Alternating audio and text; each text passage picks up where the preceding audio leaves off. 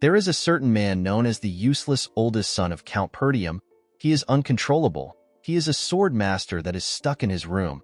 He is a man that is out of his mind. This man's name is Ghislain Perdium. While shaking in pain, a man in an armor contemplates about the fact that he lost to a garbage human like Ghislain. He could not believe that he who was the best knight in the north would lose to someone like that. Next to the knight, we see the bodies of several other knights. While the man was shaking in pain, someone walks up to him. The person asked him if the surrounding is cozy and warm. He told the knight that he put a lot of money into making the traps. The man talking was a knight with a nice armor and a pretty huge axe. With a cold gaze in his eyes, the man asked the knight if he likes the place. The knight became enraged when he heard this. He could not believe that a garbage human like Ghislain created a trap for him. He asked Ghislain if he knew about his plan beforehand. Our boy moved closer to the knight and told him that he knew everything. He explained to the man that he knew about how many they were, who the spies were, and who helped him with reinforcements. With a cold gaze in his eyes, Ghislain told the man that he knew it all. The knight was simply dancing in our boy's hand. The poor man could not accept this reality. He told Ghislain that he has always been a hidden ace card. The knight raised his voice and asked our boy to tell him how a useless bastard like him was able to know what was happening. Before he could finish talking, Ghislain used his leg to hit the man's face. He asked him to shut up. Our boy took off his helmet and told the man that he can continue trying to invade them. He informed the man that he is going to win the war and the next one after that. Our boy asked the knight if he knows the reason why he will win. With a smile on his face, Ghislain revealed to the man that he has all the plans. The scene shifts and we are taken back a year earlier.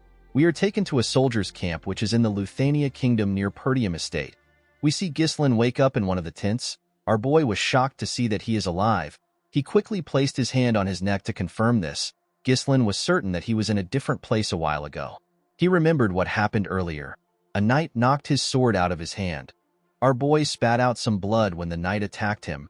When our boy fell to his knees, the knight with red hair and a golden armor said that it is now over for Ghislain, who is the mercenary king and one of the continent's 7 strongest men. With a smile on his face, the knight said that the war is over. This man is also among the continent's 7 strongest men. He is known as the noble knight Aiden. Aiden pointed his sword at Ghislain and asked him if he has any last words. Our boy told the man that he simply regrets being unable to fulfill his revenge. While breathing heavily, Ghislain told him that he hopes he dies. Aiden smiled when he heard this. He called our boy an arrogant bastard. He informed Ghislain that he never expected him to have been the oldest son of the fallen Perdium household. He reminded our boy that he left his family after his sister died. Ghislain was surprised to hear this. He asked Aiden to tell him how he knows this when he comes from a different kingdom. The noble knight asked our boy to not be surprised. He revealed to him that he knows a lot about him because he once worked his ass off to track him down. With an evil smile on his face, Aiden revealed to Ghislain that they were the ones who worked with the Delphine household to bring down his family. Our boy was shocked to hear that there were other people involved in the fall of his household other than Duke Delphine's household. Aiden moved his sword closer to Ghislain's neck. He told him that he does not need to know more since he is going to die anyway. He asked our boy to accept his fate. Ghislain was annoyed to hear this. He told the man that he will never forgive him. Aiden did not care about this. He beheaded Ghislain with a single strike. The scene shifts and we are taken back to the present. Ghislain moved closer to a barrel containing water. He wanted to see if his head was still on his neck. Our boy could not comprehend what was happening. He wondered if he was hallucinating. He noticed that he was much younger. Ghislain looked around. He wondered if he was taken captive and used as a lab rat by some mages. Our boy promised himself that he would make the arrogant bastards regret keeping him alive. While looking around, our boy saw a sword lying next to a barrel. While he was thinking, he hears someone call him young master. The person stepped into his tent and asked him to come out. He told him that he knows he is awake. This man is a soldier that belongs to the Perdium household. His name is Ricardo. Before the soldier could take another step, Ghislain appeared behind him and put a sword to his neck. The man was shocked to see this. With a serious tone in his voice, our boy informed the man that he will let him leave if he answers his questions correctly. Ricardo referred to Ghislain as young master and told him that he is crossing the line. Our boy was surprised to see how casually the man spoke. He did not expect the man to have such a weird reaction when he is being threatened. Ghislain asked the soldier to tell him what he is talking about. Ricardo pushed Ghislain back and revealed to him that he tired himself out from his tantrum earlier and fell asleep. Our boy was surprised to hear this. While touching his neck, Ricardo asked his master if he forgot everything after sleeping. He reminded Ghislain that he was throwing tantrum about how he wanted to command the group to raid the orcs. Ghislain could not comprehend what the man was saying. He asked the man to stop spouting nonsense. Ricardo picked up a bag and asked our boy to pack his stuff. He explained to him that people are waiting. With a nervous look on his face, Ghislain asked the soldier to tell him where they are going. Ricardo walked past our boy and told him that they are going to the Perdium estate. Ghislain was shocked to hear this. He quickly turned around and grabbed the man. He asked him to repeat what he said. Ghislain asked Ricardo if he is talking about the fallen Perdium estate. The scene shifts and we see our boy outside. While standing at the top of a cliff, Ghislain looked at his estate from afar. Our boy was certain that this was the Perdium estate. He did not understand why it was looking fine. He remembered that it was reduced to ashes the last time he saw it. Ricardo moved close to his master and asked him if he had a nightmare. He could not believe that Ghislain would call his household a fallen one. He told our boy that the Count will kick him out if he hears this. Our boy still wasn't convinced that everything was real. He believed that he was dreaming, pinched his cheek to confirm if he was dreaming. Seeing that he could feel pain, Ghislain realized that everything was real. Due to the fact that he had a younger face and his estate was in its original form, our boy was able to deduce that he had returned back to the past. Our boy's younger self resented his household. The immaturity born from feeling inferior led to trouble. As time passed, more people in the household avoided him. Ghislain was unable to withstand the criticism, so he ran away from home. Several years after that, our boy became a mercenary. He survived countless battles and managed to build up his skills. He eventually made a name for himself. After achieving so much, Ghislain returned to his county in order to make up for his past mistakes. Unfortunately for him, his household had already been crushed to dust by the time he returned. While looking at his family flag, Ghislain realized that everything is still here. All the people he holds dear are still here. Our boy laughed like a madman. He could not believe what had happened to him. He wanted to sing a song in joy. However, it was too early to rejoice. Ghislain remembered that Ricardo said that they came here to raid the orcs. Our boy could never forget what happened in the orc raid in his past life. This is the day that most people in the raid squad will die. In his past life, Ghislain followed the group to the raid and other to make a name for himself. At that time, the reports had said that there were only 3 orcs. Our boy believed that the fight would be easy enough for someone like him who had no experience in commanding a squad. Unfortunately for him, there were more than 20 orcs. Almost everyone died because our boy had been stubborn and wanted to command a squad. Ghislain pulled himself together. He assured himself that he could take care of the monsters since they didn't really have a strategy. The only problem our boy had was that he did not know if the soldiers would trust him because they all see him as some useless bastard. While he was thinking, Ghislain hears a loud sound. A guard post made out of wood was thrown in front of him. One of the soldiers screams and tells the others that the orcs are here. The men immediately tried to take a stance. Ghislain was shocked to see that the orcs arrived early. He was certain that this was a little more early than his past life. The orcs easily tore the soldiers apart. They overwhelmed them with their huge weapons and their bodies. A man ordered the soldiers to get into formation. The man in a blue armor asked the soldiers not to panic. He ordered them to get into a defensive formation. This man is the commander of the raid squad. His name is Skovin. Before the man could get close to an orc, it swung its sword at him. Skovin managed to block the attack with his sword. The commander realized that his squad let their guard down. He could not believe that they were ambushed when they were not prepared. He was quite shocked to see that there were more orcs than reported. While he was thinking, someone calls out to him. The person asked him to look behind him. An orc was about to crush Skovin with its weapon. Before the orc could attack the commander, someone ran to him. The person grabbed the commander's shoulder and pushed him back.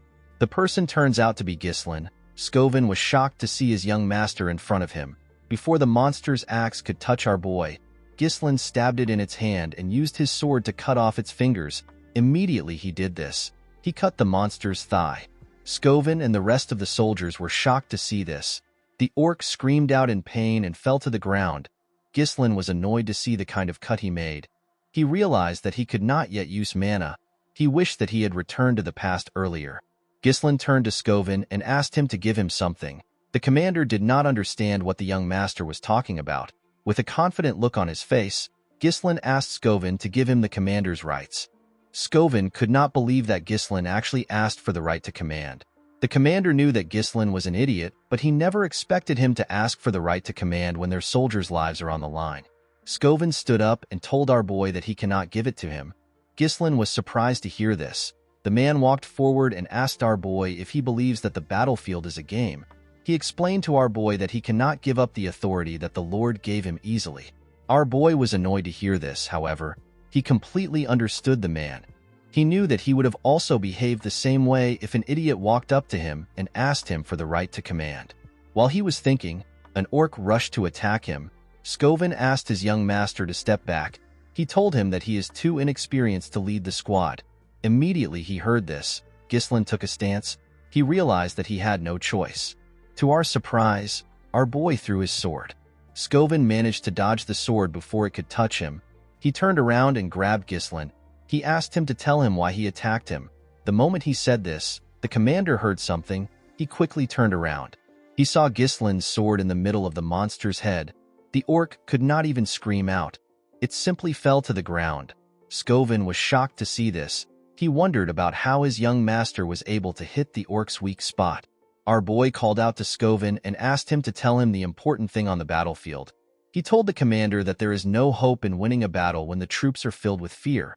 Immediately he said this. We see the soldiers trembling when some orcs scream. With a smile on his face, Ghislain told the man that they need to gain momentum. The moment he said this, our boy ran forward. He took out his sword from the orc's head. He jumped directly into the middle of the monsters. Our boy landed on one of the monsters and stabbed it on its head. The soldiers were shocked to see this. While standing on top the orc's head, Ghislain screamed at the top of his voice. He asked the other monsters to come at him. He told them that he will kill all of them. The orcs quickly turned their attention to Ghislain. Our boy cut the first two orcs in their stomach and he cut off the hand of the third orc. While looking at the heads of the orcs flying around, Skovin wondered if he was dreaming. Even though he was a mana user, it was hard for him to do anything, and yet, his skinny young master is tearing the monsters apart. The commander quickly realized that our boy was already tired. However, Ghislain was using the smallest of movements to dodge the attack, and he used his sword to strike the orcs on their weak spot. Skovin realized that Ghislain was fighting like a manaless sword master. Our boy taunted the monsters by saying that he is still not yet warmed up. While running away, Ghislain told the orcs that they are not living up to their reputation as a warrior species. Ricardo was shocked to see all the orcs charging at his master. Another soldier next to him noticed that our boy was running away despite the fact that he was talking trash. Ricardo called out to his commander. Skovin could not comprehend what Ghislain was thinking. He believed that it was a smart move for our boy to run into the orcs to get their attention. However, the commander did not understand why Ghislain would run in that direction. He was certain that the place leads to the edge of a cliff. The moment he thought of this, Skovin realized something. He understood our boy's intentions. He quickly asked his troops to raise a shield wall. He told them that they will follow our boy. When he got to the edge of the cliff, Ghislain told himself that Skovin would have understood his intention if he is a skilled commander. Our boy blocked the monster's attacks while he was waiting for Skovin. Ghislain preferred to kill all the orcs on his own. However, his awful stamina could not handle it. With a smile on his face, our boy told himself that he has done enough. Immediately he said this. The orcs heard someone coming at them from behind. When they turned around, they saw the commander and the rest of the soldiers forming a shield wall. The men held their spears tightly. Ghislain smiled when he saw this. He said that it was perfect. The moment he said this, he jumped off the cliff. Immediately our boy jumped. Skovin ordered his troops to push the orcs off the cliff. The soldiers moved close to the orcs and stabbed them with their spears, while screaming at the top of their voice. The soldiers successfully pushed the orcs off the cliff. The orcs fell to the ground and covered the area in blood. The soldiers were shocked to see what they had done. They could not believe that they managed to kill all the orcs. Immediately they took care of the monsters. Skovin moved to the edge of the cliff. He called out to his young master. To the man's surprise, Ghislain had pushed his sword into the cliff and held on tightly. While breathing heavily, our boy smiled at Skovin. The commander was relieved to see Ghislain. He stretched out his hand and asked him to grab it. Unfortunately, our boy's stamina was bad. His grip slowly loosened. Before Ghislain could reach for the commander's hand, He let go of the sword and fell. Scoven and the soldiers were shocked to see this. The scene shifts and we see someone calling Ghislain. Our boy immediately recognized this voice. He called out to the girl whose name is Elena. Our boy remembered how the girl cried when their mother died, how she used to thank him for helping her. He also remembered how his sister told him that she hates him. Ghislain was surprised to see memories of Elena. While he was thinking, someone grabbed him. The person turns out to be Elena. The little girl told her brother that she wants to go with him. The moment he heard this, Ghislain opened his eyes. He saw himself in a room. There was a cloth on his head. Ghislain was happy to see that the soldiers managed to save him. He wondered why he had such a weird dream. The moment our boy raised his head up, he felt pain all over his body. Ghislain realized that he was suffering the consequence of pushing his body to the limit. While our boy was shaking in pain, someone steps into the room. A maid with white hair was happy to see our boy awake. Ghislain was shocked to see the woman whose name is Belinda. The maid placed the bucket she was holding on the table and told her master that she was quite worried about him. She reminded Ghislain that she told him to let the soldiers handle everything. To Belinda's surprise, Ghislain rushed to hug her. The woman was shocked to see this. She asked her master if she offended him. Our boy told the woman that he is simply happy to see her. Belinda was Ghislain's personal tutor. Since he was little, Belinda was the only one who continued to stay by his side despite his idiotic antics. However, after the Perdium family fell to ruins, Belinda went missing. Our boy was no longer able to see her again. Belinda asked her master to tell her why he is happy when they see each other every day. Ghislain believed that he needed to tell his maid the truth. He asked the woman to listen carefully to him. He revealed to her that a catastrophe will soon strike their family. The maid asked her master to explain what he means. With a serious look on his face, Ghislain told the woman that he died and came back to life. The maid laughed and told her master that she knows that the orcs almost killed him. Our boy told her that he is not talking about that. Belinda explained to him that he is the one who is in danger and not the family. While the maid was warning our boy, he realized that she doesn't believe him. Belinda asked her master to tell her what he would have done if he was too hurt to go to the festival. Ghislain was surprised to hear this. Belinda asked her master if he has forgotten. She reminded him that Elena has been waiting for this day to go to the festival with him. She explained to her master that this is a great opportunity for he and his sister to become close to each other again. While looking at a picture of him and his sister, Ghislain remembered that a festival always happens at this time of the year. In his past life, Ghislain did not have time to enjoy the festival because of his traumatic experience. Our boy asked his maid to tell him when the festival will start. Belinda told her master that it will begin next week. A week from now is the day that Ghislain's life changed. While he was thinking, someone steps into his room. Our boy was shocked to see who came into his room. On the day of the festival, Ghislain got a memory that continues to haunt him. A week from today, his sister will die. The person who stepped into the room turns out to be Elena. Ghislain ran to hug his little sister. Belinda was shocked to see this. Elena was shocked to see what her brother did. She asked him to tell her what he is doing. Our boy told his sister that he has missed her. Elena pushed her brother back when she heard this. She told him that he is creeping her out.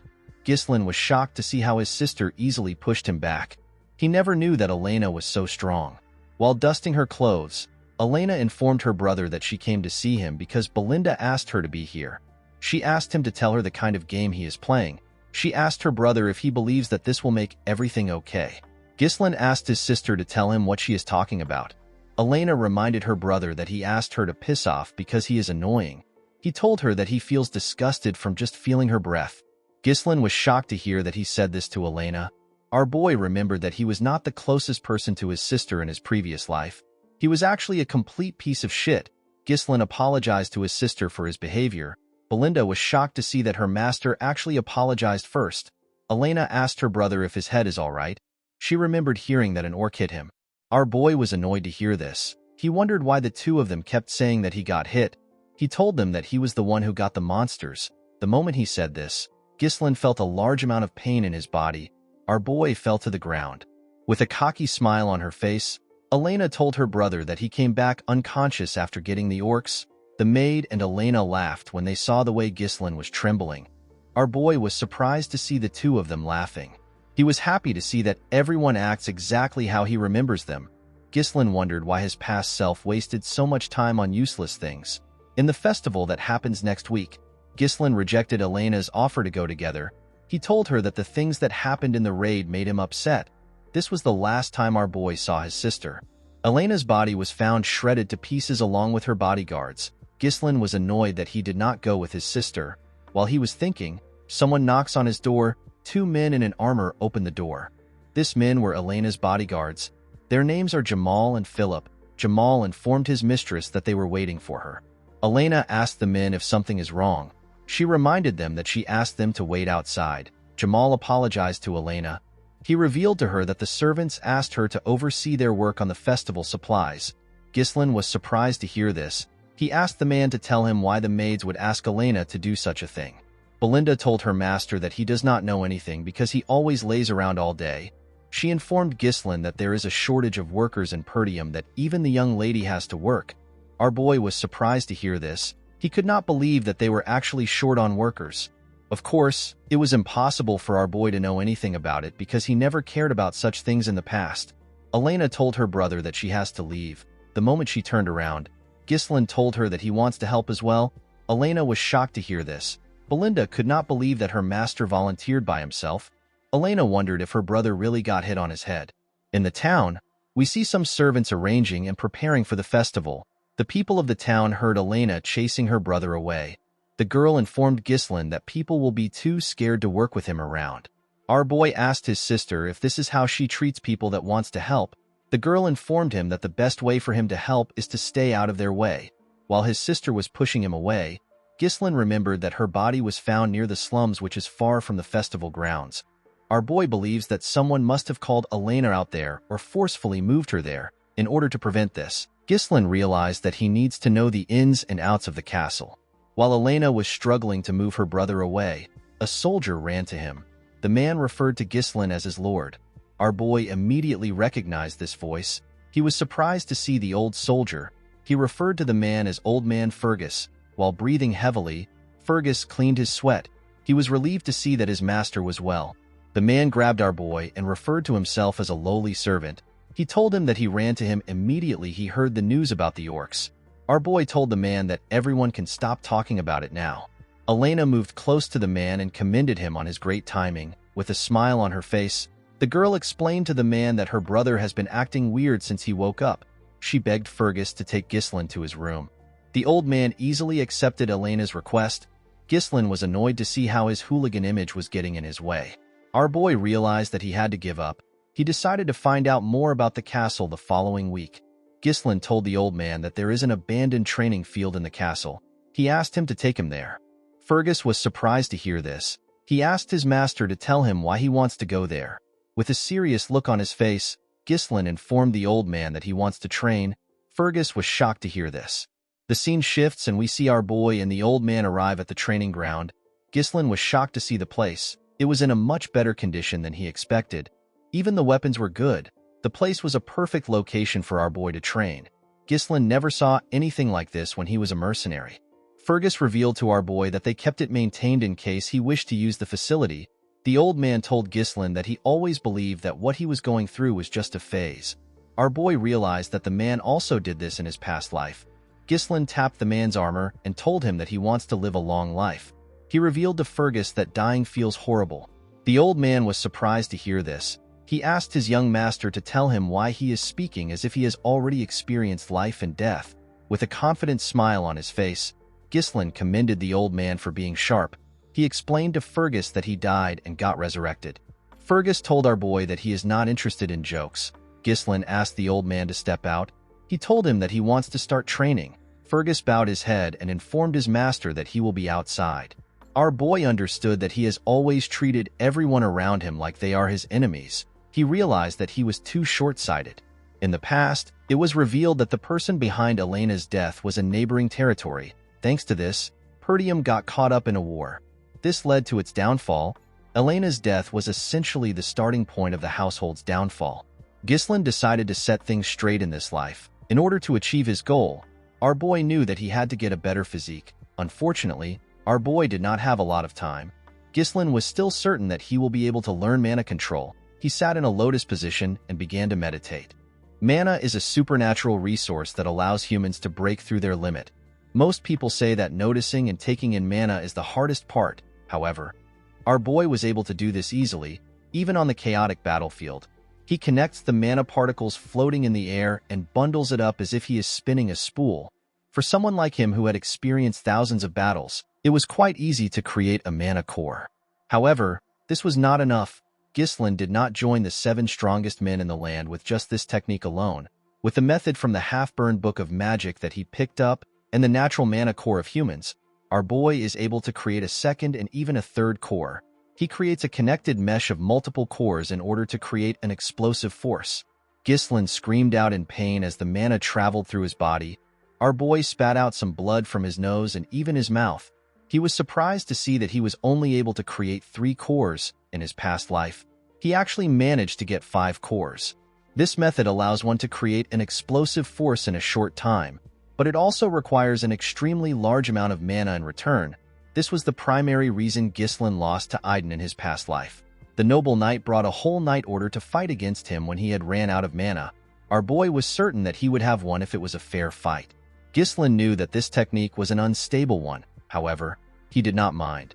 Our boy knew that he had a youthful body and a lot of time. He assured himself that he will be the one to behead Aiden this time. With a look of anger on his face, Ghislain promised to destroy the bastards that helped House Delphine to destroy their county. The scene shifts and we are taken to the day of the festival. We see Ghislain gear up and walk into the festival grounds. Elena was shocked to see her brother. She asked him if something is wrong. She reminded him that he never used to come to things like this. Ghislain explained to his sister that he needs to come to these things once in a while, since he is also a member of the Perdium household. Elena told her brother that he has been acting weird recently. She revealed to him that she heard that he has been training for the entire week. With a nervous look on his face, Ghislain explained to his sister that there is nothing weird for the heir of a knight family to be training. Elena reminded her brother that he never cared about these things before. She reminded him that he said that their father is annoying and he cannot wait to be lord. Our boy was shocked to hear what he said. With a bright smile on her face, Elena informed her brother that she likes the way things are now. She told him that it feels as if he has returned to his old self. Ghislain realized something in the past week. Due to the fact that his actions have changed, his reception and his future are also slowly changing. While thinking, our boy saw Belinda instructing Elena's bodyguards. She asked them to figure out a solution by themselves if Ghislain causes any trouble. She explained to them that they cannot afford to have any problems, especially when there are a lot of visitors around. The 2 men told the woman that she can trust them. Although the general flow of things were the same, it was difficult for Ghislain to gauge the impact of his actions on small events. Making good use of the information he has was our boy's work. Ghislain knew that he needed to respond to each situation effectively. Our boy followed his sister around during the festival. He carefully watched his surroundings to see if anyone is acting suspicious. After moving around for a while, Elena sat down. She told her brother that she enjoyed the festival a little. She explained to him that it is a little boring to have the same thing every year. She wondered if there was nothing new this year. Ghislain found it odd that nothing had happened to his sister even though the festival is almost over. He wondered if this happened because he is with his sister. While he was thinking, someone asks Elena if she wants to check out other areas. The person turns out to be a soldier. The soldier explained to the girl that his friend told him that there are new events elsewhere. He asked the girl if she will come with him. Elena was surprised to hear this. She grabbed the soldier's hand and told him that the events have to be fun. Upon seeing this, our boy realized that the 2 soldiers in front of him are the traitors. Ghislain could not believe that Jamal and Philip were the traitors of their household. Elena's bodyguards were the most trusted knights in the feud. This is because they have protected Elena since she was a little girl. It was known that they were murdered while protecting her in the past. With a smile on his face, Jamal welcomed his mistress to the event. To the girl's surprise, there was no one there. Elena did not understand what was happening. She asked Jamal if there is really going to be an event in such a dirty place. With a nervous look on his face, Jamal told her that the people must have not yet prepared. He told her that people will soon arrive. Elena believed her bodyguard was joking with her. She asked him if he would perform in such a dirty place. While she was talking, our boy looked around. Although the place looked like a simple deserted street, Ghislain could tell that the men have carefully blocked the escape route.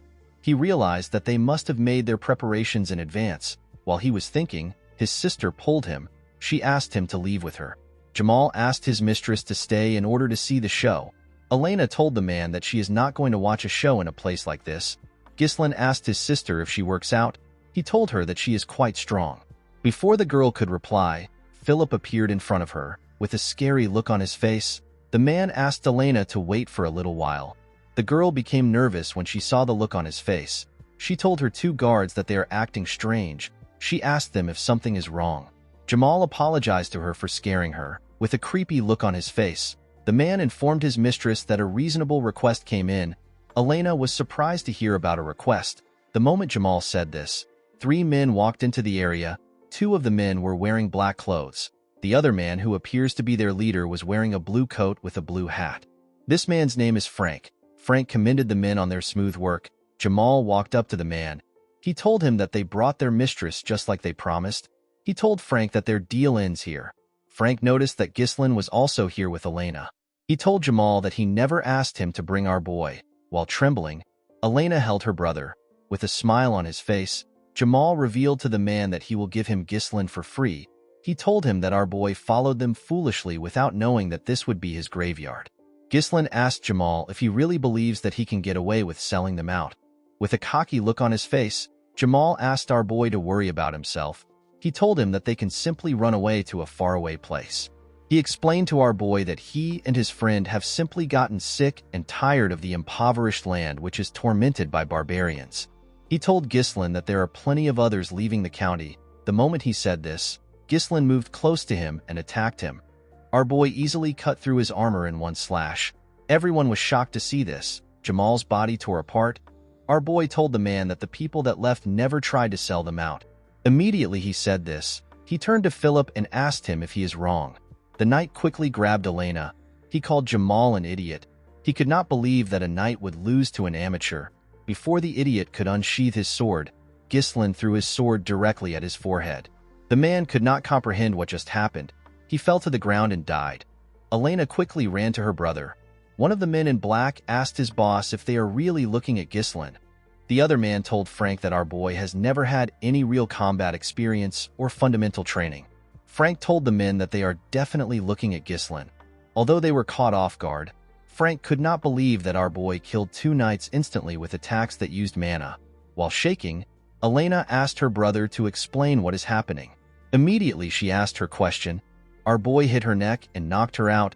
He carefully placed her on the ground and asked her to have a little rest. The moment he did this, Frank thanked him for making their work easy. He told Ghislain that he is much different from what he heard. He revealed to him that they were planning to take care of Jamal and Philip. The man smoked a pipe and asked our boy if he has been hiding his true skills. Ghislain took out his sword from Philip's head and asked Frank to tell him why he cares about his skills. Our boy took a careful look at the men. The men in black were nothing for him. However, Frank was different. The amount of mana he exudes is on a whole different level. Ghislain realized that he had to end the fight quickly. He released his mana and took out some strings. Before fighting, our boy asked the men to tell him who made the request. Frank told our boy that there is no need for a dead man to get that information. Ghislain already knew that the men wouldn't answer him easily. He took a stance and told the men that they will soon spill out the truth anyway. One of Frank's subordinates asked him if they should sever Ghislain's head. The man told his subordinate that he wants them to capture our boy alive and break all his bones so that he can't help but go mad. With a creepy smile on his face, Frank said that Ghislain has to be screaming in pain for the shape to come out beautifully. The moment they heard this, the 2 men rushed to attack our boy. Ghislain took out something from his pocket and threw it at one of the men. The man was surprised to see a firecracker. The moment he lost focus, Ghislain moved close to him and stabbed him in the head. The other man calls this a shallow trick. He quickly attacked our boy. Ghislain moved his sword behind him and used it to block the attack. While holding on, our boy put his hand around the sword. He used his sword to hit the man's hand. Before the man could react, Ghislain beheaded him. The moment he did this, Frank attacked him. Our boy blocked the attack with the other sword. Frank was shocked to see this. He could not believe that Ghislain managed to block his attack in his position. He was certain that it was a perfect sneak attack. Ghislain quickly pushed the man's sword down and stood up. He made a clean cut on Frank's neck. The man's pipe fell to the ground. To our boy's surprise, Frank attacked him. While using mana on his neck, Frank told Ghislain that he is actually surprised. He told our boy that he would have lost his neck if he did not have enough mana. Ghislain was shocked to see that Frank survived an attack to his neck. He quickly realized that the man focused his mana around his neck to reduce the damage. Frank took a stance and told our boy that he does not know where he learned his strange swordsmanship. With a creepy smile on his face, the man promised Ghislain that he will die here. Frank pushed our boy back and told him that he cannot defeat him with his feeble mana. He assured Ghislain that he will die here. To the man's surprise, Ghislain smiled when he heard this. Frank did not understand why our boy was smiling. Ghislain pushed the man's sword away and made him lose composure. Immediately he did this. He used his leg to give Frank a kick on the face. Frank quickly stepped back after he received the attack. With a smug look on his face, Frank reminded our boy that his attacks won't work with his tiny mana. The moment he said this, Frank spat out some blood. He fell to the ground and began to cough heavily. The man could not comprehend what was happening. He realized that Ghislain's attack was much powerful than before. He was certain that it is impossible for Ghislain to pierce through his enhancement with his skill level. Our boy slowly walked up to the man. He revealed to him that he never expected anyone to be the true culprit of his sister's death. With a scary look on his face, he unleashed his third core and asked Frank to prepare himself. The man was shocked to see this. He could not believe that our boy's mana suddenly increased. Before he could think about it, he saw Ghislain in front of him. He was shocked to see how fast our boy had become. Ghislain attacked the assassin more fiercely. However, Frank was able to block the attacks, but the attacks were quite heavy. Ghislain did not hold back. Frank could not comprehend what was happening. His hands were turning numb just from blocking our boy's attacks. While looking at his almost ruined sword, the man reminded himself that there is usually a limited effect when someone draws a lot of mana. However, this was different for Ghislain. Frank had never heard of a method that increases mana so explosively. It was as if our boy had become a different person. While Frank was trying to regain his stance, Ghislain used his sword to crush the man's weapon. Immediately he did this. He landed a heavy strike on the man's body. He grit his teeth and pushed his sword into Frank's body. The assassin screamed out in pain. Before he could continue screaming, Ghislain placed his hand on his throat and pushed him to the wall.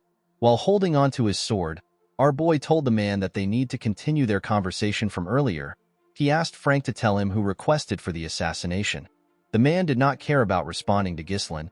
He took out a small blade and told himself that he will not go down so easily. He decided to take Elena along with him. Before the man could throw his blade, some strings grabbed his hand. Our boy was the one who took out the strings. He asked the man to make a deal with him. With a cold gaze in his eyes, Ghislain asked the man to not make any stupid moves. He told him that he will return his sword into its sheath. Frank was shocked to see that the threads were created with mana. He did not know when our boy had the time to create such a thing. Ghislain pushed his sword deeper into the man's body. He told him that someone on his level should be able to patch up this injury. With a horrifying tone in his voice, our boy told Frank that his level won't matter when his mana core is destroyed. The assassin was shocked to hear this. When he looked down, he saw our boy's sword glowing. He immediately began to scream. He could feel his mana scattering. Frank yelled at Ghislain and asked him if he has lost his mind. He told him that the backflow could cause an explosion and blow the whole area away. He asked Ghislain if he is planning to self-destruct. With a terrifying look in his eyes, our boy told the man that only those who are unskilled make such a mistake. He assured him that he can manage himself. Frank was shocked to see the look on Ghislain's face. He realized that our boy was not bluffing. He became certain that he is going to die. While screaming at the top of his voice, Frank revealed to our boy that he was sent by Count Desmond. According to the man, the Count needed a reason to start a war against the Perdium and the Degard families. Our boy was surprised to hear that it was the Count in Ghislain's previous life. This kind of work was left for the families that allied with the Duke's family. Our boy was annoyed to see that Duke Delphine orchestrated the whole thing without being involved. Ghislain asked Frank if this is the reason why he wanted to kill his sister. The man told our boy that he is correct. Immediately he answered. Our boy pushed his sword through his body. Frank spat out some blood and reminded Ghislain that he promised to put his sword away. Our boy smiled when he heard this. He asked the man to tell him why he is scared when he has also killed many people. Frank began to laugh when he heard this. Our boy was surprised to see this. The man moved close to Ghislain and revealed to him that nothing will change even if he dies. He told our boy that he has already finished the work of the Degard family. He asked our boy if people will listen to a punk like him. He assured him that Perdium will perish in war. The moment he said this, Ghislain grabbed his head and pushed it to the wall. With a smile on his face, our boy told the man that he was reborn after dying. He assured him that things will be different this time around. Immediately he said this, his sword began to shine brighter. Frank raised his head up and screamed out. The man shot out his energy through his mouth. It blew up when it got to the sky. It looked like a firework. The moment he did this, he fell to the ground and died. While breathing heavily, our boy looked around. He saw the corpses on the ground. He stared at his sister's unconscious body. After confirming that there was no one next to him, Ghislain threw his sword to the ground. He took a deep breath and fell to the ground. He began to cough out blood. While cleaning his blood from his mouth, our boy said that it was very easy for him to explode 3 cores when he was the Mercenary King. He pushed himself up and told himself that he will not fall here. Our boy rushed to a building and kicked the door open. He found 2 bodies inside the building. In Ghislain's previous life, there was another body that was found in this place besides Elena. Due to what Frank said earlier, our boy realized that the body in front of him belonged son of the Degard family. The boy was killed along with his escort knight. The 2 men were silenced and framed as Elena's killers. Our boy moved their bodies. He was certain that a war would take place if these bodies are revealed. Ghislain took out a firecracker. He decided to erase the evidence. After setting the building on fire, our boy carried his sister and slowly walked away. He assured himself that he will never let things go as planned for his enemies. As Ghislain walked forward, we see someone watching him from a tree. The person disappeared after staring at our boy for a while. The scene shifts, and we see the man reporting to his superiors who sat on a round table. The man revealed to them that the assassination was a failure. The people on the round table were shocked to hear this. They could not believe that Frank and the other 2 knights failed the mission.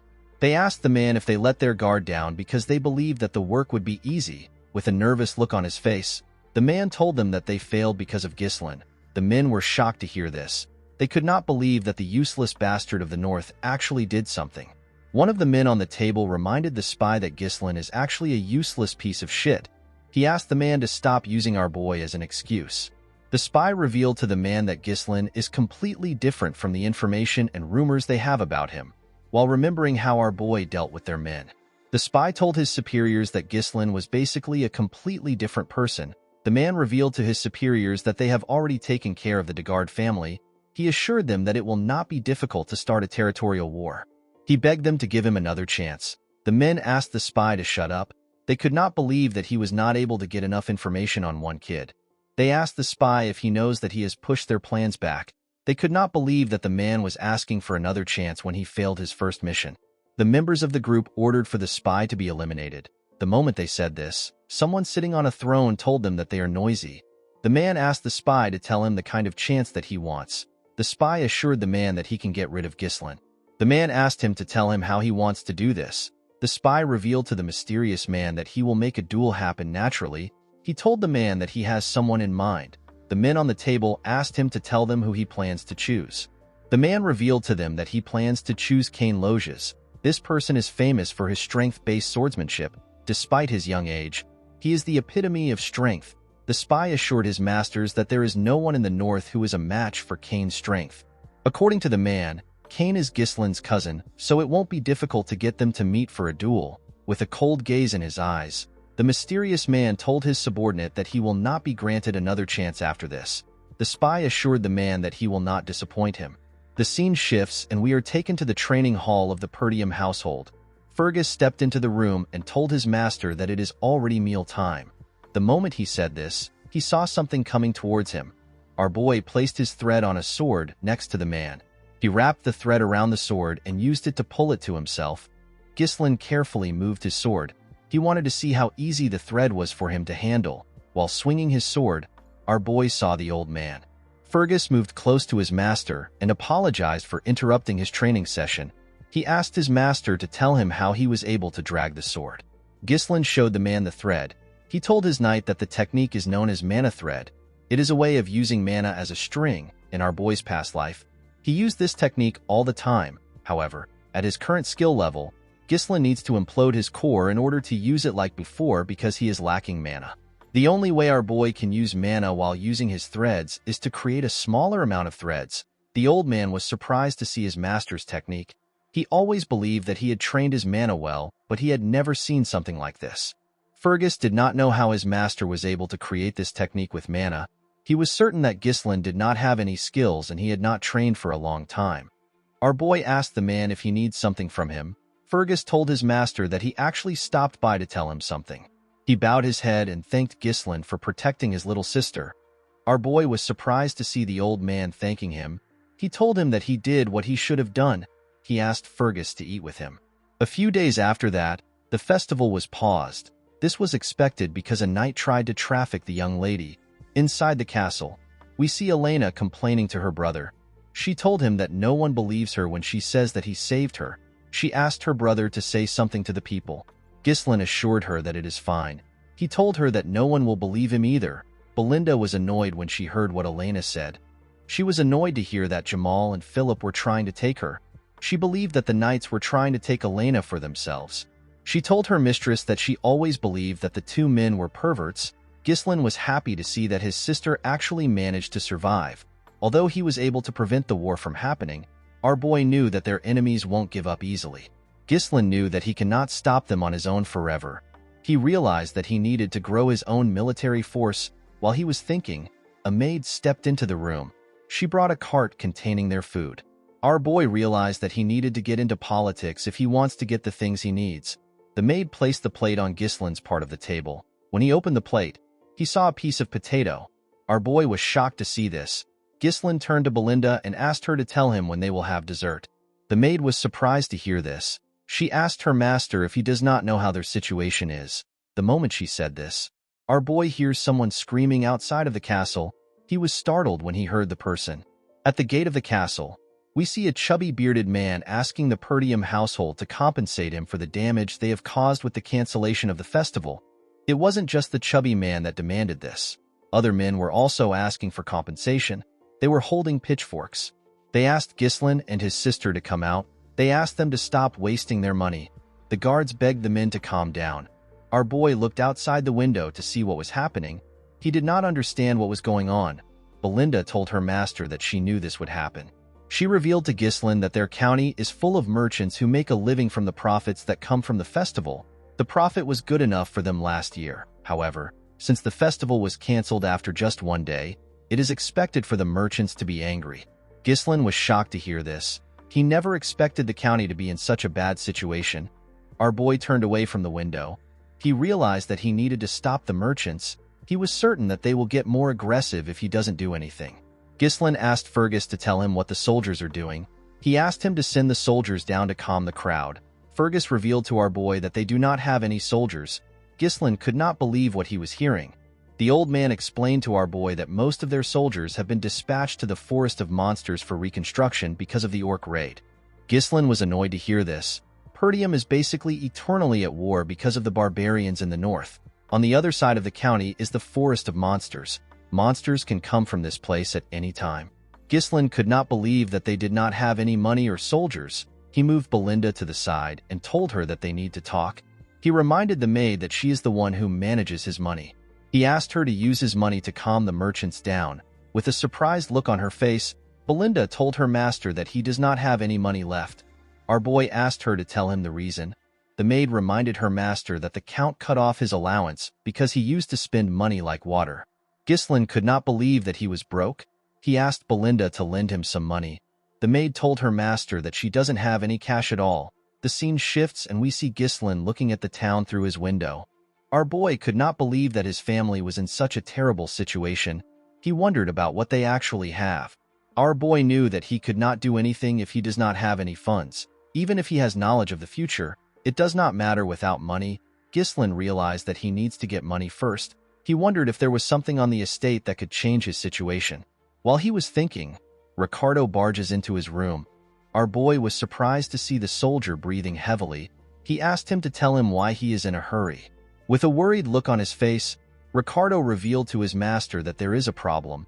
He told him that Kane wants to see him. Ghislain was shocked to hear this.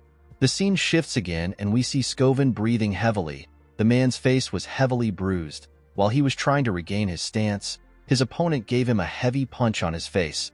The person punched the man on his chest plate. The attack went through the armor and damaged the commander on his chest.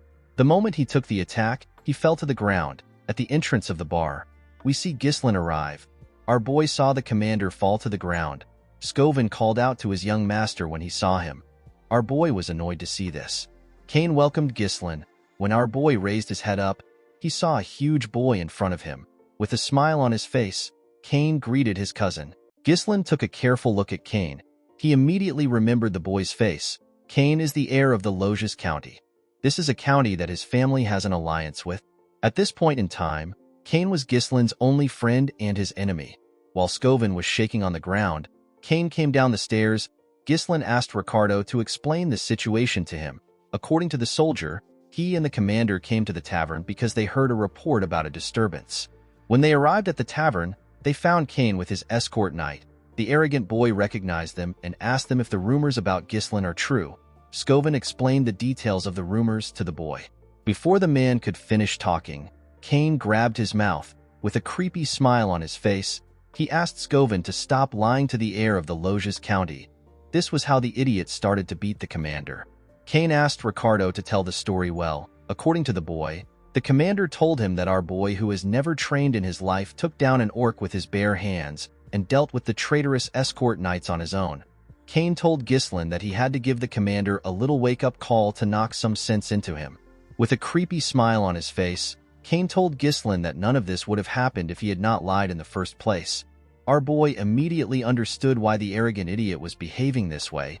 He remembered that Cain always treated him like his subordinate. Every time the arrogant boy visited Perdium, he always made a mess, even after Cain caused so much trouble. No one could say anything because Ghislain was basically his subordinate. No one in the county could look down on Cain.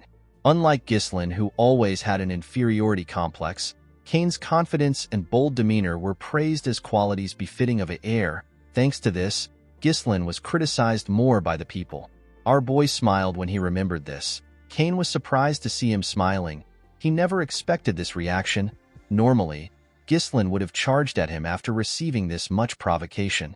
The scene shifts and we are taken back some hours earlier. At the Loges County, Cain hears the spy ask him to kill Ghislain. The boy was shocked to hear this. The spy assured him that the esteemed one will support his family if he succeeds. Cain explained to the man that it is not difficult to deal with our boy, however, it is still an issue to kill the heir of a county. He asked the man to tell him how he is supposed to eliminate our boy. The spy explained to the boy that they can lure Ghislain into a duel and make it appear as if an unfortunate accident happened. It will look like a trivial dispute between heirs. The man revealed to Cain that he will accompany him disguised as an escort knight and orchestrate the situation. He assured the boy that everything will be fine. With a smile on his face, the spy told Cain that this is a very rare opportunity even for him. Cain could not believe that he has the chance to kill his own cousin. With a smile on his face, the boy told the man that they need to leave immediately. Presently, Cain wondered if the mysterious organization wants to get rid of Ghislain because something about him has changed. The boy smiled when he thought of this. He asked our boy to tell him what he is doing. He sat on the stairs and asked Ghislain to tell him why he is simply standing. He asked our boy to bring the thing that he has prepared for him. Ghislain asked the boy to tell him what he is talking about. Cain told his cousin that he heard that the festival was interrupted. He told our boy that they need to liven up the mood and have an amazing time. He reminded Ghislain that they are always in sync when it comes to things like this. With a scary look on his face, he asked our boy if he is wrong. Ghislain was not scared of the boy. In fact, he did not know what he was talking about. After thinking for a minute, our boy understood what his cousin was saying. He asked him if he is talking about something. Ghislain recalled that Cain used to have him prepare alcohol and women every time he came here. Our boy granted his request back then because he did not want his huge cousin to beat him up. Because of Cain, Ghislain had to waste his precious money. Our boy remembered that Belinda told him that his father cut him off because he spends money recklessly. Ghislain smiled when he thought of this. He realized that it was right in front of him the whole time. He could not believe that his source of money was right in front of him. While he was thinking, Cain called out to him. Ghislain quickly snapped back to reality. Cain asked his cousin to bring the things right now. He told him that he is waiting for him. Our boy assured the idiot that he will bring it soon. With a scary look on his face, Ghislain told Cain that he has a debt to repay to him first. The spy was shocked to see the look in our boy's eyes. Cain asked Ghislain to explain what he is talking about. With a smile on his face, Gislin explained to his cousin that he has been taking care of everything he asked him to prepare with his own money. He asked Kane to pay him back now. He told the boy that he will settle for 1,000 gold. Kane was shocked to hear this. He told our boy that everything does not even cost 100 gold. He explained to Gislin that he has been spending his own money to thank him for being his friend. He referred to the money as a friendship fee. Gislin asked his cousin if he is stupid. He told him that he has always been his doormat. With a smile on his face, our boy asked his cousin to pay him back before he beats the shit out of him. He told him that he needs a lot of money right now. Everyone in the tavern was shocked to see how Gislin was speaking. Kane let out a sigh and stood up. He asked our boy if he is acting bold because he has been going easy on him. He asked Gislin if he really believes that he has gotten stronger simply because he spread a false rumor that he won against a knight. Kane called our boy a parasite that is leeching off the land. He explained to him that everyone in the north calls him a scoundrel because all he does is spout empty nonsense. Immediately he said this, he clenched his fist and asked Gislin to get himself together. Immediately he said this, he attacked our boy. Gislin easily dodged the attack by moving to the side. Kane was surprised to see this. Ricardo and the spy were also surprised. Kane quickly swung his hand at our boy's head. Gislin dodged the attack and went low. He punched the idiot in his ribs. Kane was shocked to feel the pain of the attack. Gislin stretched out his hand and tried to punch the boy in his head. Kane managed to block the attack with his hand. He smiled when he blocked the attack. Our boy was surprised to see this. Kane fell on his knees and screamed out in pain. The spy quickly rushed to the boy's side. He asked Kane if he is all right. Gislin asked the boy to stop whining. He told him that he knows he blocked the attack. The spy asked Gislin to stand back. He asked him to stay away from Kane. Everyone at the tavern was shocked to see this. They could not believe that our boy actually took down Kane. Gislin smiled when he saw this. He immediately understood Kane's intentions. Kane whispered to the spy if his acting was okay. With a smile on his face, the man told him that his acting was perfect. He told him that he has set the stage perfectly to make it appear that the fault lies with Gislin. He assured Kane that he now has enough justification to duel our boy. The idiot placed his hand into his pocket. He was certain that he had to get the backing of the esteemed one. He decided to leave a lasting impression. Kane took out a blue glove. He could not believe that he was given the opportunity to cut off Perdium, which is a falling power. He raised the glove up and told Gislin that he has tarnished the dignity of nobility with lies. He said that our boy attacked him simply for trying to verify the truth. Before Kane could finish his words, Gislin threw his glove at him. He challenged his cousin to a duel. Kane was shocked to see this. Our boy told the idiot that he insulted an heir like him in front of his people and assaulted his knight. He told him that he has tarnished the dignity of nobility. With a smile on his face, Gislin asked his cousin if he plans to deny the allegations. Kane smiled when he heard this. He always believed that our boy was stupid, but he never expected him to be stupid enough to dig his own grave. He took out his sword and told Gislin that he will accept the duel. He pointed his sword at our boy and asked him to not regret it even if he dies. Our boy smiled when he heard this. He called out to Ricardo. The soldier immediately answered him. Gislin ordered Ricardo to bring all the merchants who were protesting in front of the castle.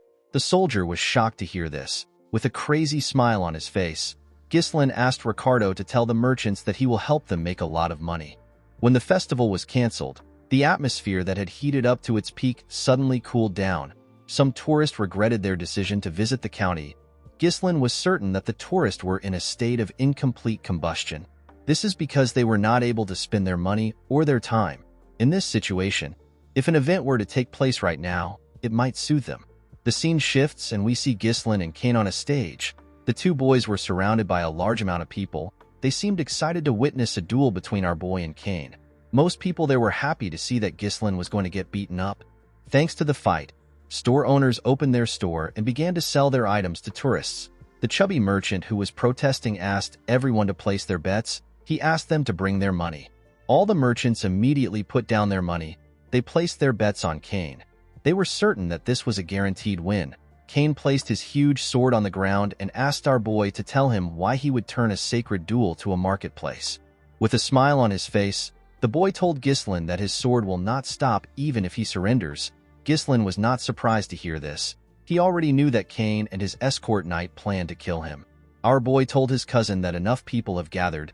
He told him that they can begin the match. The moment he said this, the spy asked him to wait. With a smile on his face, The man told Ghislain that a proper bet cannot proceed. Everyone was shocked to hear this. The chubby man revealed to the people that no one bet on Ghislain. People were not shocked to hear this. They believed that only a stupid person will bet on Ghislain. They all believed that the results were too obvious. Cain laughed when he heard this. He told our boy that even his own people don't trust him. The chubby man asked the spy if they should change the content of the bet. He told him that they should bet on how long Ghislain can last against Cain. The moment he said this, someone dropped a bag of gold on the table. The person turns out to be the commander. He was being supported by Ricardo. The man told the merchant that he wants to bet on our boy. Ghislain smiled when he saw this. Another person dropped a huge bag of gold on Scovin's bag. The person turns out to be Elena. The girl told the man that she wants to bet on her big brother. Ghislain and everyone there was shocked to see this. The girl asked the merchant if the money is enough. After carefully counting it, the man told her that it is enough. Belinda reminded Elena that she advised her not to do this. Cain told them that they made him wait for no reason. The referee asked the boys to get ready. Ghislain reminded Cain that he is older than him. He told him that it will look a little strange if he makes the first move. The boy was shocked to hear this. Ghislain took out his sword. He asked Cain to come at him. Cain did not understand what our boy was thinking. He went down and told Ghislain that it is a little late for him to act like an older brother. The moment he said this, they were asked to start the fight. Immediately he heard this. Cain jumped up and rushed to attack our boy. He used his momentum to hit Ghislain with his heavy sword. Our boy managed to block the attack. He was surprised to feel the weight of the sword. With a smile on his face, Cain told him that he has already stooped too low to act like an older brother. He used his sword hilt to push Ghislain back. He grabbed his blade and used its hilt to attack Ghislain's head. Our boy managed to dodge the attack by going low. The moment he saw this, Cain tried to kick him with his leg. Ghislain was able to dodge the attack, but Cain's leg still destroyed the ground. Everyone was shocked to witness Cain's strength. They could not believe that he did not even give our boy the chance to attack. With a cocky look on his face, the idiot smiled at our boy. Ghislain never expected him to be so proud. Belinda began to panic after she saw Cain's strength. She grabbed Elena and told her that they need to stop the fight. The spy smiled when he heard this. He knew that it was already too late. No matter who the opponent is, they are trapped the moment they decide to cross swords with Cain. The opponent is overwhelmed by his immense strength, and they will become consumed by the thought that there is no chance to counterattack. The opponent will end up using all their energy on evading attacks. In the end, the exhausted opponent will leave an opening after dodging for a while, and they will meet their end. Cain has always won this way. The idiot began to attack Ghislain more aggressively. Our boy managed to dodge the attacks. Cain smiled when he saw this. He told our boy that he is still as slippery as ever. He noticed that Ghislain's skills have actually improved since the last time they met. He stopped attacking with his blade and turned it around. He grabbed the blade with his bare hands and swung his sword hilt at our boy. He told our boy that he has always been good at running since they were little. Ghislain managed to use his sword to block the attack. To his surprise, Cain used the hilt to grab him and toss him up. Everyone was shocked to see this. The man smiled when he saw this. He believed that our boy was finished as he slowly descended back to the ground. Ghislain said that he wanted to go easy on his cousin. Unfortunately for the poor bastard, he crossed the line. Our boy gathered mana in his legs and carefully landed. Immediately he landed on the ground. He charged at Cain. The boy was shocked to see how fast Ghislain was. Our boy landed an attack on his stomach. Cain was shocked to see this. The spy could not believe that our boy returned to a stable state by condensing mana into his leg. Ghislain informed his cousin that his swordsmanship is ignorant. He could tell that Cain believed that he was the strongest just because his opponent would get scared if he showed a little bit of strength. Our boy took a stance and told Cain that he will open his eyes. Cain was annoyed to hear this. He rushed to attack him. Ghislain used his leg to kick the boy's sword in order to push him back. Before the sword could reach our boy, he jumped up and moved to the side. As he went back down, Ghislain struck Cain on his shoulder down to his hand. Cain pushed his sword forward. Our boy dodged the attack by moving to the side. He then used his leg to press Cain's sword down. Immediately he did this. He cut Cain close to his neck. Blood began to gush out of the places where Ghislain struck earlier. Everyone was shocked to see this. The crowd began to cheer. No one expected Ghislain to show this level of skill. Some people began to regret the fact that they bet on Cain. Elena asked the maid to see what she is talking about. Scovin smiled when he saw this. Cain noticed that he had shallow wounds. He was certain that Ghislain could have gone deeper if he wanted. He wondered if he did it on purpose. The boy did not understand what was going on. He did not understand how Ghislain got this level of swordsmanship. Our boy glared at his cousin. He threw his sword away. He believed that the large gap in their skill will not provide enough entertainment for the people. He told his cousin that he will fight him barehanded. Cain was annoyed to hear this. Ghislain explained to the boy that he wants to use this opportunity to educate him. He rolled up his sleeves and told Cain that he will be educating him with his bare knuckles. Cain was shocked to hear his cousin say that he will educate him. Ghislain explained to Cain that he is not a match for him in swordsmanship, so he wants to give him a handicap. He told the boy that it is better for them to have a barehanded fight which he excels in. With a serious look on his face, Ghislain told his cousin that he will now add 2,000 gold, which is twice the original bet. He told Cain that he bet that he will win. Everyone was shocked to hear this. They could not believe that our boy added 2,000 gold to the initial bet. The spy was more shocked than everyone else. He could not believe that Ghislain actually dared to challenge Cain to a barehanded fight. The man was happy to see that our boy's insanity finally helped him. He believed that fortune was still on his side. Before the fight began, the chubby merchant asked everyone to place their additional bets. He told them that the event is now a barehanded fight between Ghislain and Cain. Some people believed that our boy was stupid for challenging Cain to a fight that involved sheer force.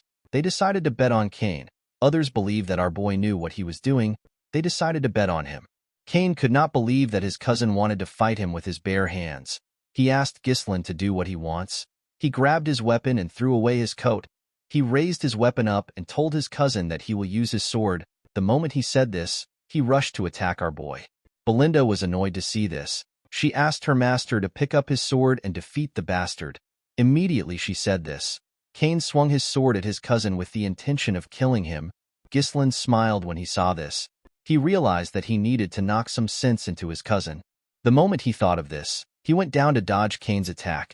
Cain tried to move his sword closer to cut our boy. Ghislain quickly moved to the boy's side. Our boy punched Cain in his lap. Before Cain could react, Ghislain gave him a heavy punch on his jaw. This attack made the boy lose his balance. He quickly fell to the ground. Cain could not comprehend what was happening. He did not know how a loser like our boy was able to display such movements. Everyone began to scream when they saw how their young master fought.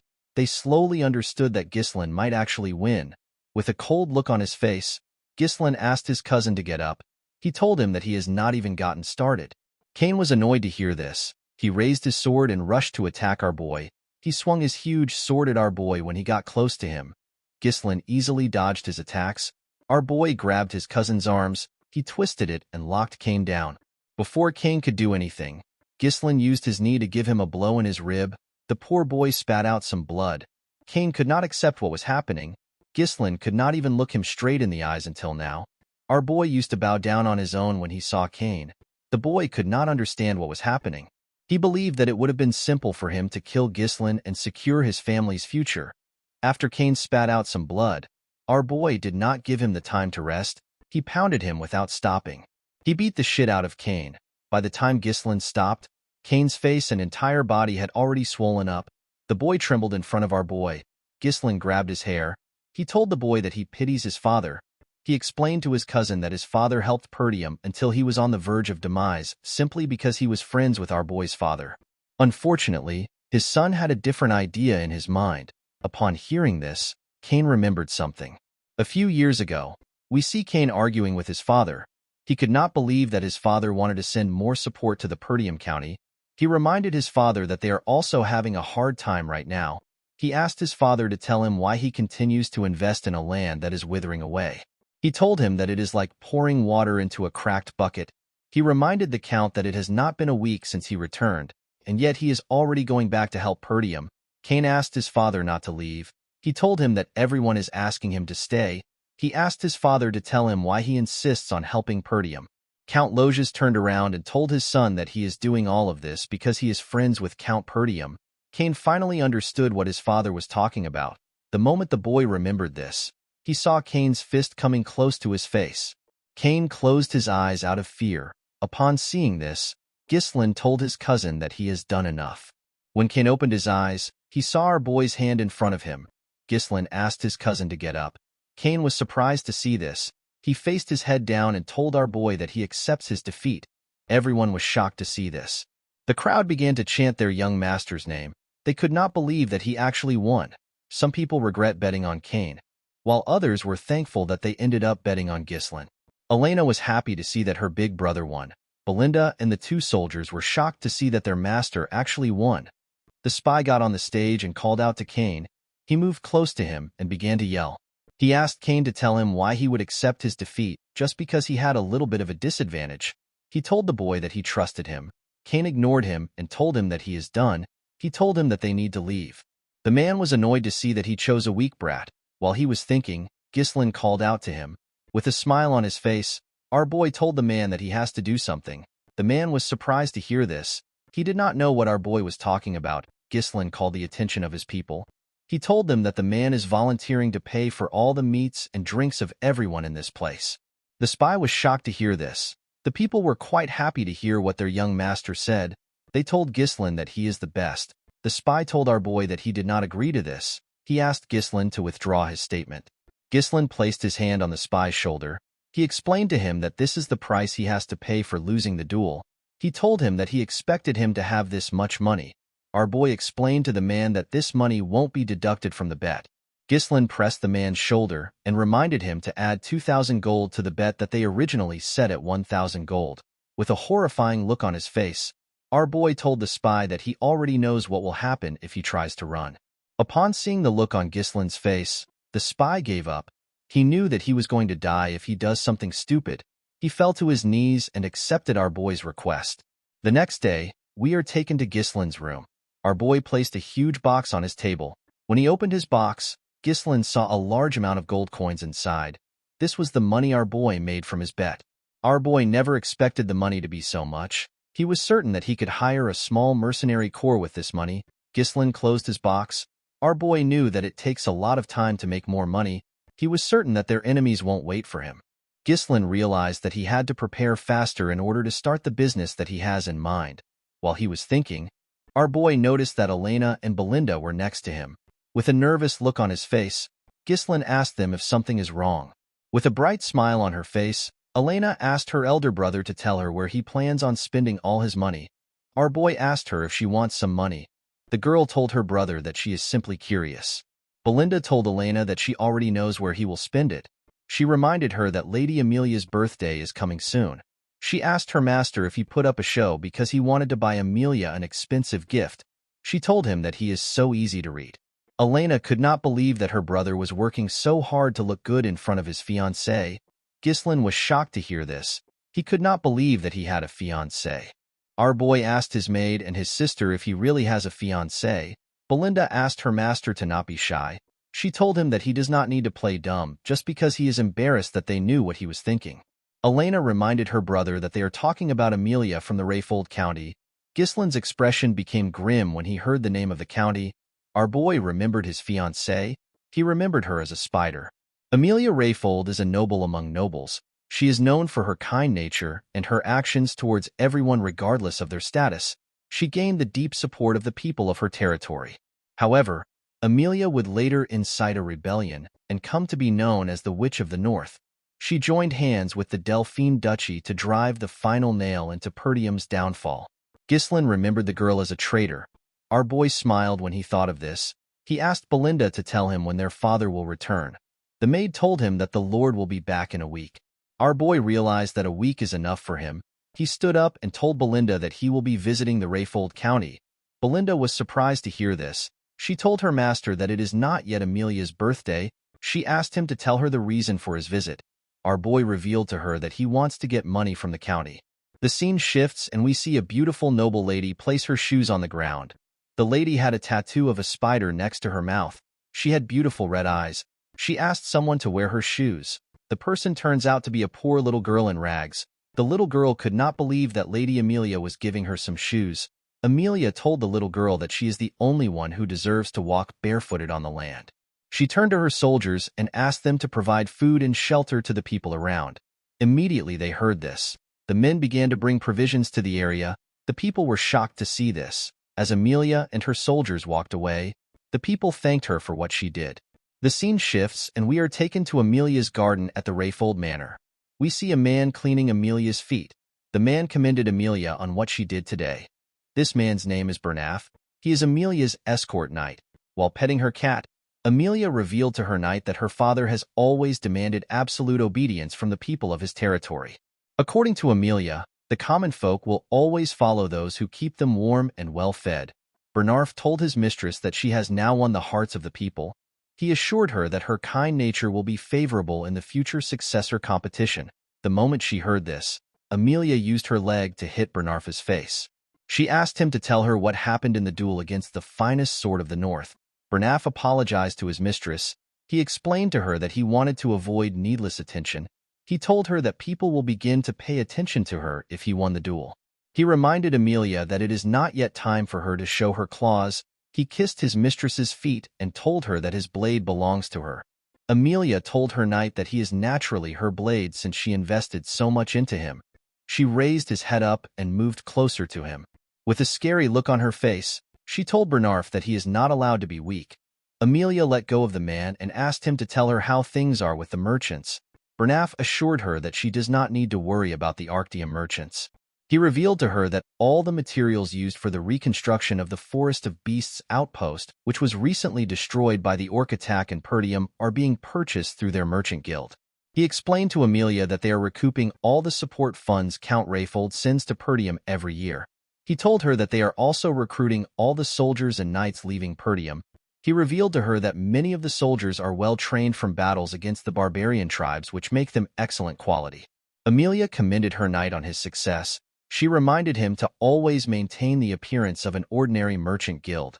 She explained to Bernaf that they cannot let their true identity be exposed until they have built up their strength. While they were talking, a steward comes to interrupt them. Bernaf stood up and told the man that the mistress is resting. He asked the steward to tell him who gave him permission to step into the garden. The steward explained to the knight that he just received news from the gate that Ghislain has come to visit. Amelia was surprised to hear this. She asked the steward to tell her why Ghislain came. The man revealed to her that our boy said that he has something to discuss about their merchant guild. Amelia and her knight were shocked to hear this. The scene shifts and we are taken to the visitor's room. Amelia stepped into the room and sat down. She saw our boy wearing a rough coat. He was holding a small flower. Ghislain greeted the girl. Amelia told our boy that his visit is quite unpleasant. She told him that he came without any prior notification. She asked him if he has not yet learned manners or etiquette. With a smile on his face, Ghislain told the girl that he wanted to give her a gift in advance because her birthday is coming soon. Our boy placed the flower he was holding on the table. He explained to her that he got the flower from the merchant guild up ahead. He told her that the fragrance is quite nice. He explained to her that he plans to buy flowers from the guild from now on. Ghislain revealed to her that the guild is known as the Arctium Merchant Guild. Amelia could not comprehend what our boy was thinking. She stood up and told him that she does not know what he is talking about. She turned around and told Ghislain that she will be leaving now that she has received his gift. With a cold gaze in his eyes, Ghislain asked the girl to sit down. Amelia was shocked to feel the energy our boy was releasing. She could not believe that the guy who used to be barely able to speak when he stood in front of her was releasing such a powerful energy. Ghislain picked up the tea in front of him. He told Amelia that he does not want to waste her time. He revealed to her that he needs some money. He asked Amelia to give him 10,000 gold. Amelia was shocked to hear this. She could not believe that Ghislain visited her out of nowhere and is asking her to give him a large amount of money. She asked our boy if this is the will of his father. Ghislain assured her that his father has nothing to do with this. He asked her to simply give it to him. Our boy poured the tea on the floor. With a smile on his face, Ghislain told the girl that she never planned to marry him. Amelia was shocked to hear this. Our boy told her that it will be bad for her if word gets out that she is secretly building up her power, especially when the succession fight is quite fierce. The moment our boy said this, Amelia's cat jumped on the table and growled at him. Amelia told our boy that his joke is not funny. Ghislain assured the girl that he will keep her secret for a little while. He told her that his lips might be loose if he leaves the room empty-handed. With a smile on her face, Amelia assured our boy that it won't happen. Immediately she said this, she called for Bernarf. The knight opened the door and stepped into the room. He placed his hand on his chest and greeted Ghislain. Ghislain remembered Bernaf as a knight that has always stayed by Amelia's side. He remembered that Bernaf was a skilled individual who possesses the potential to be compared to the finest sword of the north. Our boy explained to Amelia that a war will break out if he dies there. He asked her if she can handle this. According to Amelia, a ruffian barged in and caused chaos. He was killed by the escort knight because of his actions. She revealed to him that this is what the world will hear about his demise. With a smile on her face, Amelia ordered Bernaf to kill Ghislain. The knight drew his sword when he heard this. Our boy did not expect Amelia to react this way. He realized that he had no choice but to get a little serious. He placed his hand on his sword hilt. Guys, we have come to the end of our video. If you guys want more of this recap, let me know in the comments section. Don't forget to like and smash that subscribe button for more recaps. See you guys later.